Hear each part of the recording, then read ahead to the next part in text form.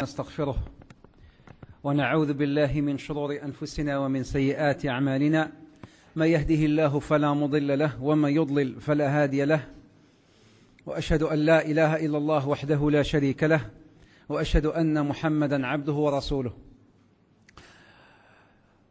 حياكم الله أيها الإخوة والأخوات، حياكم الله وبياكم ونصركم وطبتم وطاب ممشاكم وتبوأتم من الجنة منزلا. وأسأل الله تعالى الذي جمعنا في هذا البيت المبارك على طاعته أن يجمعنا تحت ظل عرشه يوم لا ظل إلا ظله.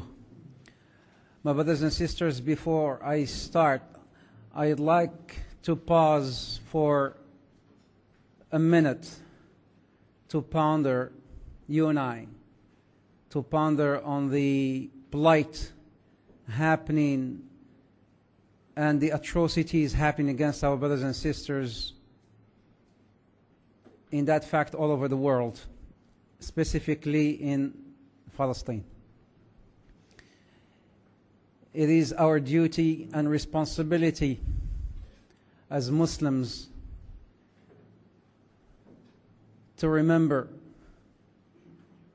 these plight and to ask Allah Azza wa Jal and to supplicate, which is the least we could do, to supplicate that Allah alleviate His punishment and to alleviate this pain that our brothers and sisters are enduring in the land of Palestine. The Muslims, my brothers and sisters, at the time of the Prophet ﷺ and at the time of the Sahaba, we had a dignity, we had something called Izzah. Izzatul Muslimin or Izzatul Mu'mineen. The Prophet ﷺ, he looked at the Kaaba and he told the Kaaba, yes, indeed, you are very dignified, you Kaaba, but the Muslim or the Mu'min has more dignity in the eye of Allah Azza wa Jal, in the sight of Allah Azza wa Jal, more than you, O Kaaba. The Muslim in the face of Allah Azza wa Jal, in the sight of Allah, has more dignity. Allah Azza wa Jal does not like atrocities. Allah Azza wa Jal does not like oppression. Allah Azza wa Jal does not like transgression.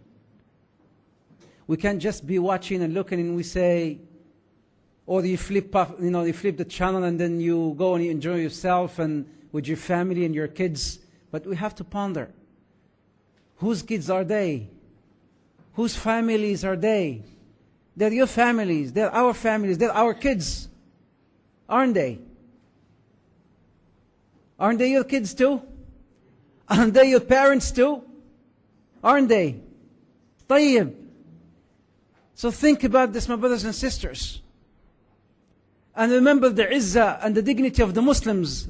Remember the izzah of Rub'i ibn Amr when he went to see, and I mentioned this story some time back here, when Rub'i was sent he was sent at that time. There was a battle between the Muslims and the Persians. And he was sent to do some negotiations between him and Rustum, the leader of Persia. And he came with this dignity. And to just cut it short, he told Rustum, listen, Allah Azza wa Jal, we were sent out by Allah to bring people out. To bring people out. We were sent by Allah to bring people out from the atrocities of other religions, from the injustice of other religions to the justice of Islam. And to bring people out from the tightness of this dunya to the vastness of akhirah. Allah Azza wa Jal brought us out لنخرج العباد من عبادة رب العباد من عبادة العباد إلى عبادة رب العباد, to bring people out from worshipping people to worshipping Allah Azza wa Jal. This is our mission. This is our mission. And my brothers and sisters, Rub'i, who was only not even 25 years old, did not go to Harvard or to Berkeley University or to some sort of Oxford University. لا, he went to the University of the Prophet ﷺ. And he had a mission, and he had a vision. And he had pride. What is the pride of the Muslim Ummah nowadays? That's why, my brothers and sisters, we need to think and ponder of what's happening and then reflect. Tomorrow, we could be next. You never know. You never know. So, supplicate and raise your hands in the midst of the night before Allah, asking Him to alleviate this punishment.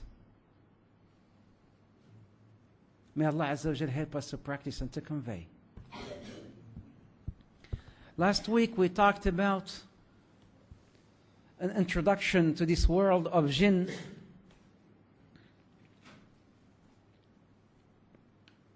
And today, inshallah ta'ala, we'll try to complete the second part of this series. We, alhamdulillah, we went through so many content last week. We going to go back, inshallah, maybe recapitulate for those of you who may have missed last week, just to go back and do a little refresh before we proceed with today's lecture.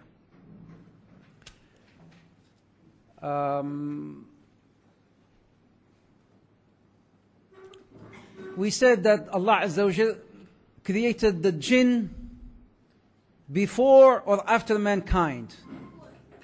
Before. Who can give me the ayah? Who can give me the ayah that explains or indicates that the Jinn were created before the Ins?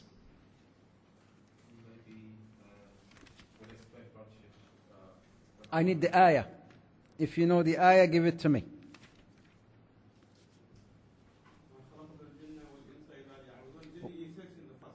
No, that's not it. وَمَا خَلَقْتُ الْجِنَّ وَالْإِنسَ إِلَّا لِيَعْبُدُونَ. I have created the ins and the jinn to worship me. That's not the ayah. I also put it it was on the PowerPoint, on the presentation. Weren't you brothers and sisters taking notes? If the sisters they can also participate in this. And we can send them candies wirelessly, you know. So, yes, I need the ayah. No, sir. جزاك الله خير. وَالْجَانَّ خَلَقْنَاهُ مِنْ قَبْلِ. And the Jann was created before mankind. نعم. جزاك الله خير. Yes, thank you.